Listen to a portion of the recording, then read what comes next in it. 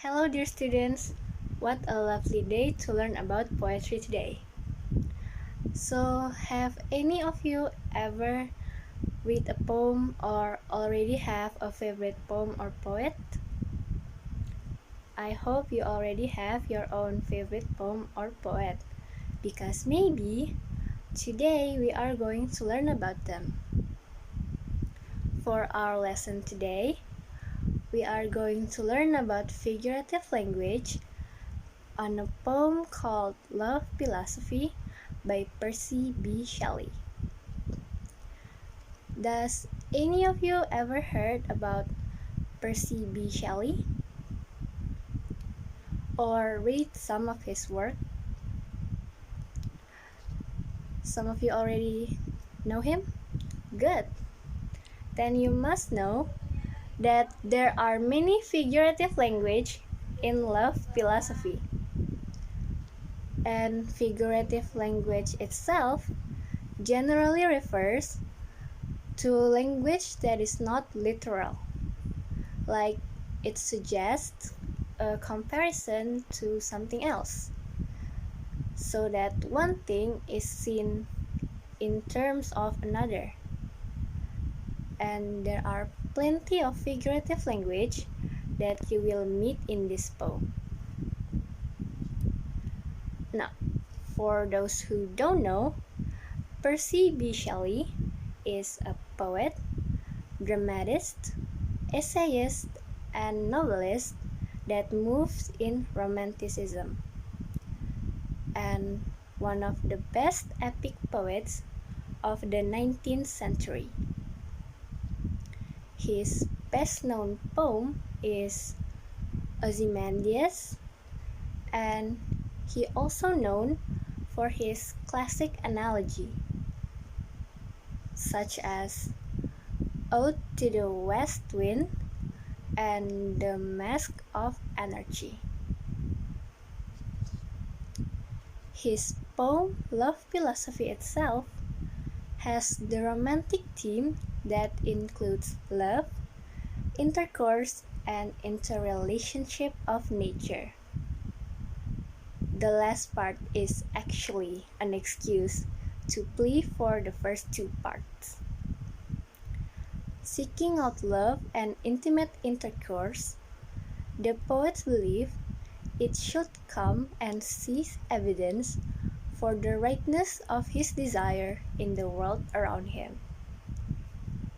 And the poet uses the movement of the wind, the waves, and all other living things to try to convince the listener that they should have intercourse with him. For better understanding, especially for those who haven't read this poem, I will read the poem now.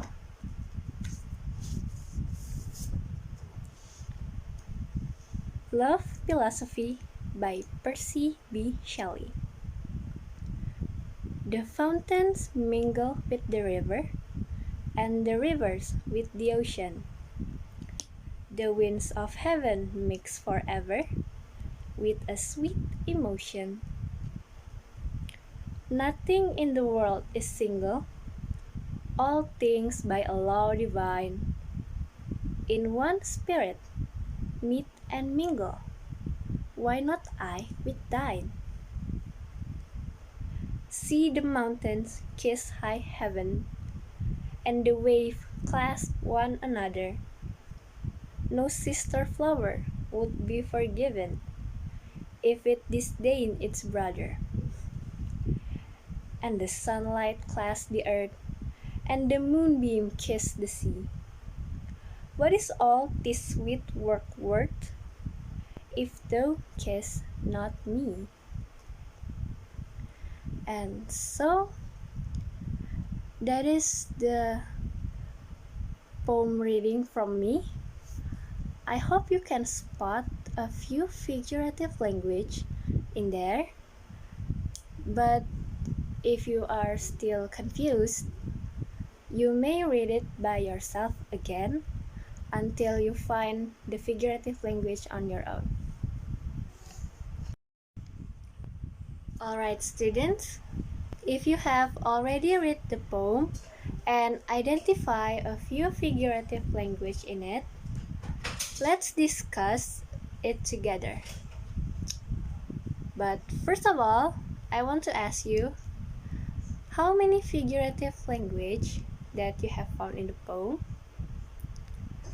Because in this poem, I have found 10 figurative language after a few times analyzing it. I found that there are conceit, alliteration, enjambment, metaphor, rhetorical question, personification, consonance, assonance, imagery, and hyperbole. So, now let's discuss it. Okay, so the first one is conceit. Does any of you know what conceit means? So conceit is an often unconventional, logically complex, or surprising metaphor whose delights are more intellectual and sensual.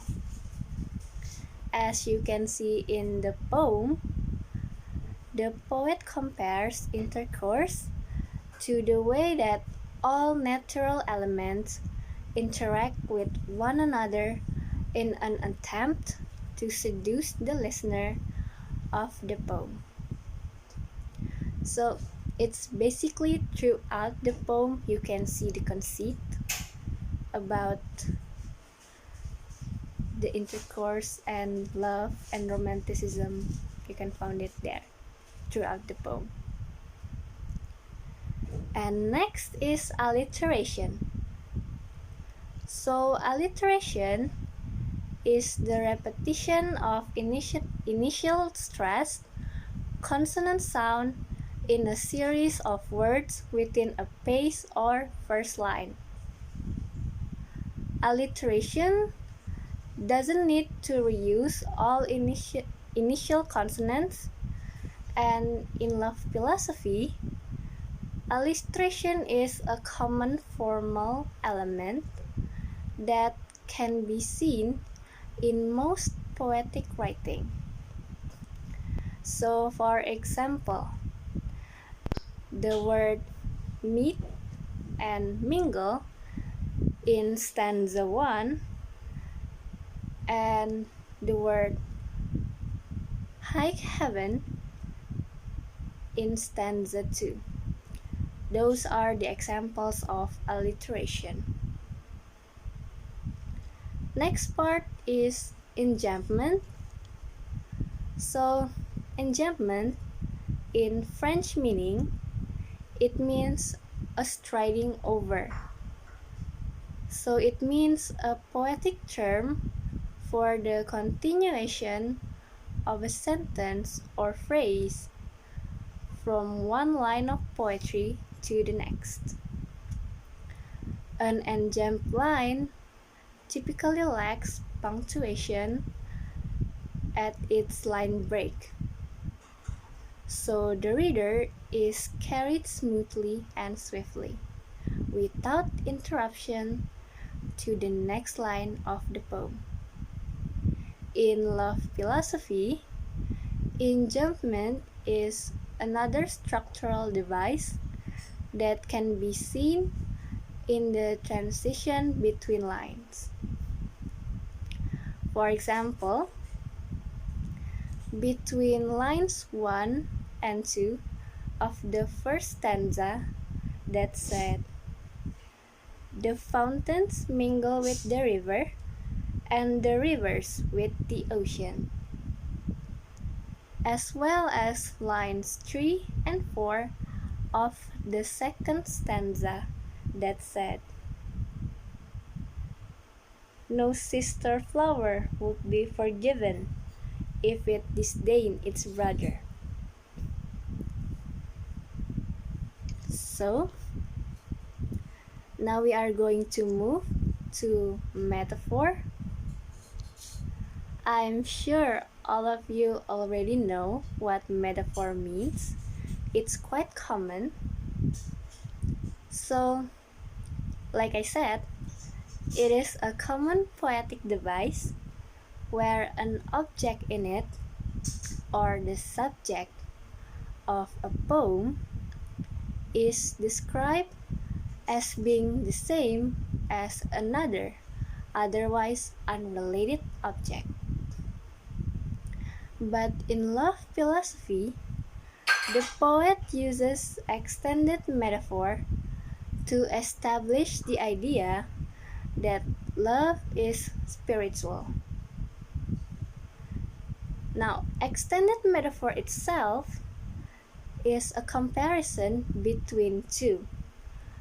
Unlike things that continue throughout a series of sentences in a paragraph or lines in a poem, it is often contained more than one sentence and sometimes consists of a full paragraph. So, for example, the word fountains mingle with the river, and the moonbeam kiss the sea. Those are the bond of natural object that represents the poet's idea of love. Now, the next figurative language is rhetorical question. So, rhetorical question is a question that is not asked to receive an answer. Instead, it is asked for explanation and clarity. So, it is not expecting an answer, but only asks for explanation. So the poet has posed a rhetorical question at the end of both stanzas to emphasize his point. So I'm sure you have read the poem. At the end of the poem, there are two questions. Those are rhetorical questions. For example, on the end of the first stanza, there is the word, "Why not I with thine?" And then, on the second stanza, at the end of it,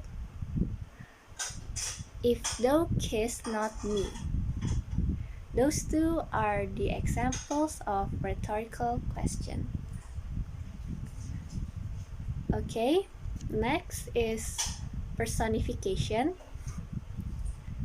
So, personification means to accord human characteristic to inanimate or animate object.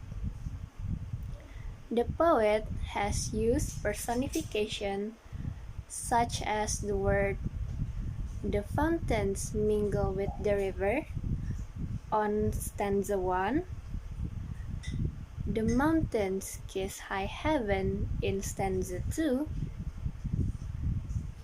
"The moonbeam kiss the sea" on stanza 2, and lastly, "The wave clasp one another" that is also in stanza 2. Now, the fountains, mountains, waves, and moonbeams are given human abilities like kissing, clasping, and mingling with one another, just like humans. And then we have consonants. So basically, consonants is the repetition of consonant sound in the same line, such as the sound R in the word no sister flower would be forgiven, and the sound S in the word see the mountains kiss the high heaven. Now, consonants is a little bit the same like alliteration, but consonants is not in a phrase or first line. So we can remember that alliteration is the repetition of consonant in a phrase or first line, but consonant is not. Consonant is the repetition of consonant sound just in the same line, not in a phrase or first line.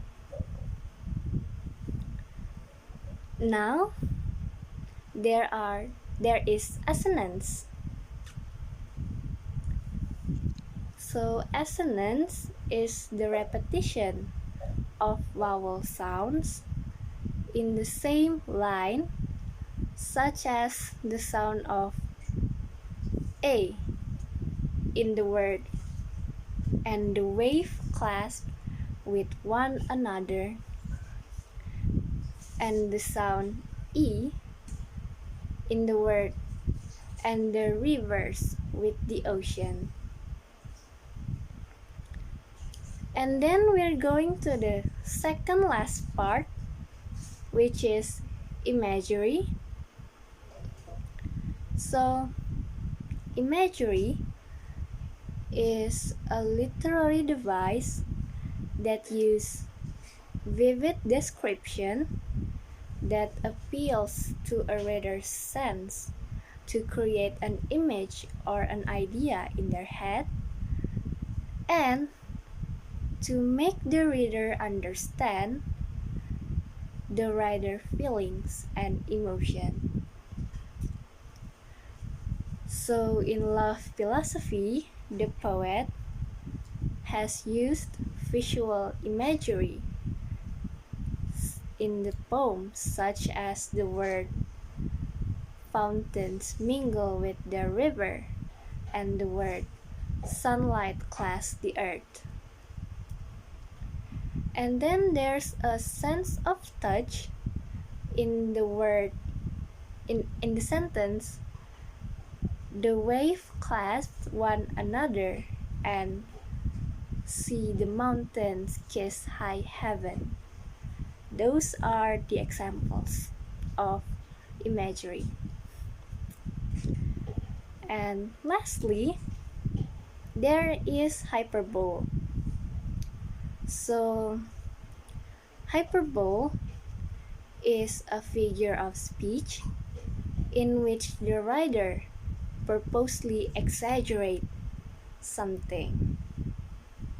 Like in love philosophy, the poet has used this device in the fifth line, where it is stated as nothing in the world is single on the first stanza, and here the writer exaggerates loneliness.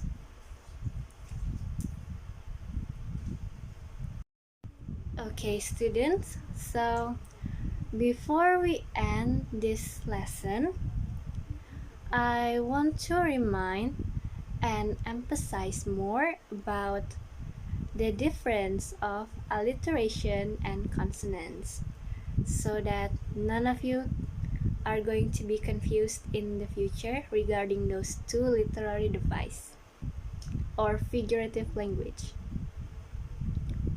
So, in meaning, alliteration is a stylistic device where consonant sounds are repeated at a stressed part of the word, usually at the beginning.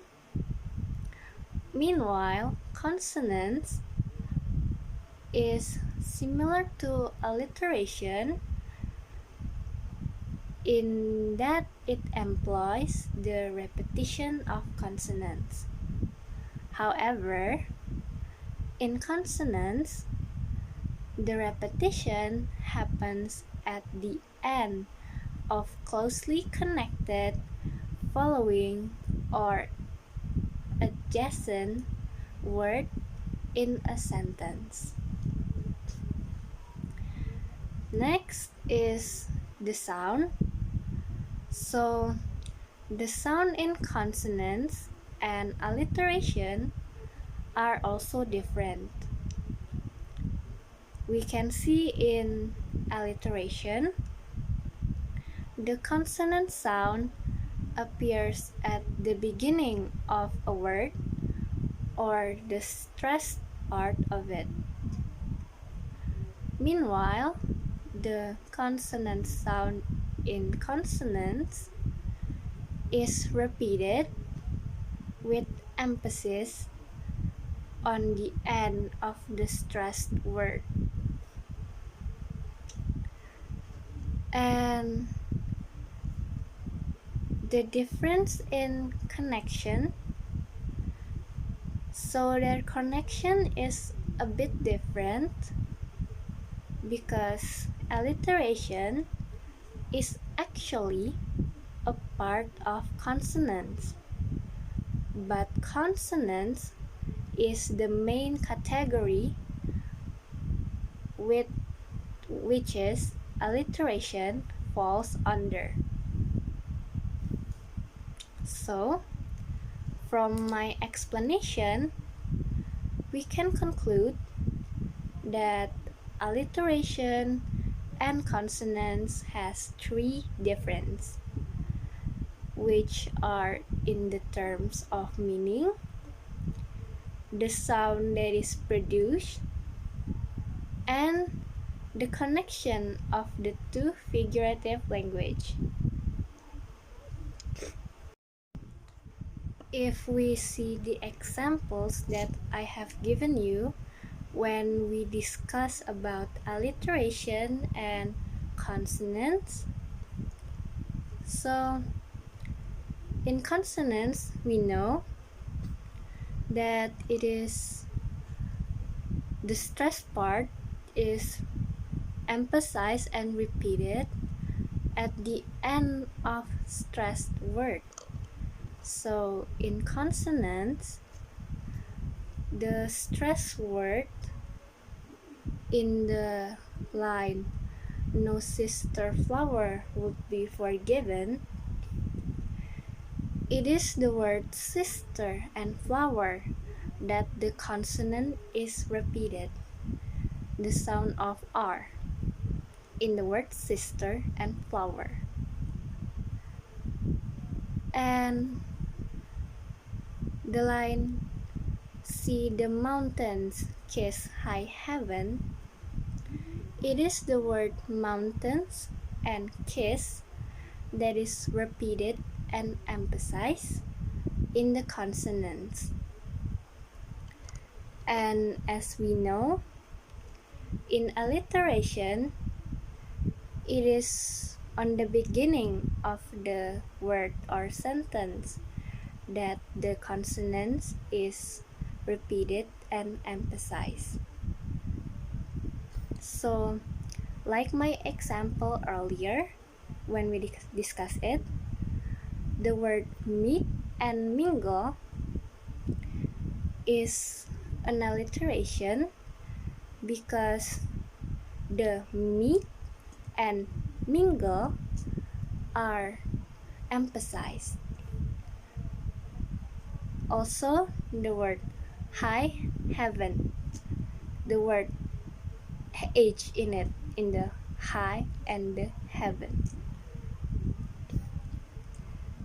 And I hope you are not confused anymore about the difference between alliteration and consonants. But if you are still confused,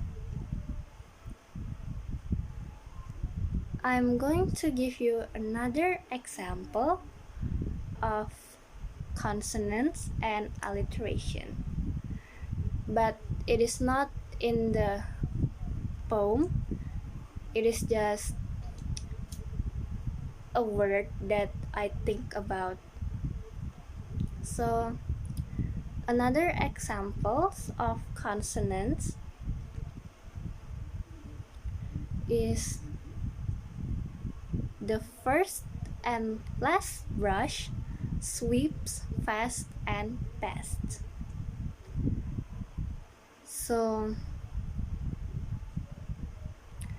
the consonants are the word first and last. The word s in it, first and last. And then the word fast and best, again with the word s. So the consonants of this sentence is the word s in the word first, last, fast, and best. While in alliteration, I'm giving the example. A good man is gruff, grumpy, and cranky. So the alliteration in this sentence is the word gruff, grumpy, and cranky. It is the word R, the sound R in the word gruff, grumpy, cranky. Those are the alliteration for that sentence I just think. So I hope none of you confused, and I really hope that my examples are easy to understand. And one more thing before I forgot is that I would like to give you an assignment. So it is to analyze a figurative language in a poem. So we have studied about the figurative language on love philosophy poem. So now I want you to pick or choose any poem that you like, then analyze the figurative language that you have found on that poem. At least there has to be 3 or more figurative language on your chosen poem. Then you write the examples of the word or sentences on each of the figurative language that you have found. Okay, that is the assignment from me. I hope you can do it well. Thank you. Alright, students, so those are the figurative language in love philosophy. So from this poem and our discussion analysis, we can conclude that there are many figurative language that one poem could contain, and that there are some figurative languages that almost be the same like one another, but with a little difference. For example, like consonants and alliteration that we just discussed. And yeah, so that is all for today. I hope this lesson could be useful to all of you. I just want to say thank you and I apologize if there are any mistakes when I'm explaining things or if I do something wrong throughout this video. Again, thank you everyone and goodbye.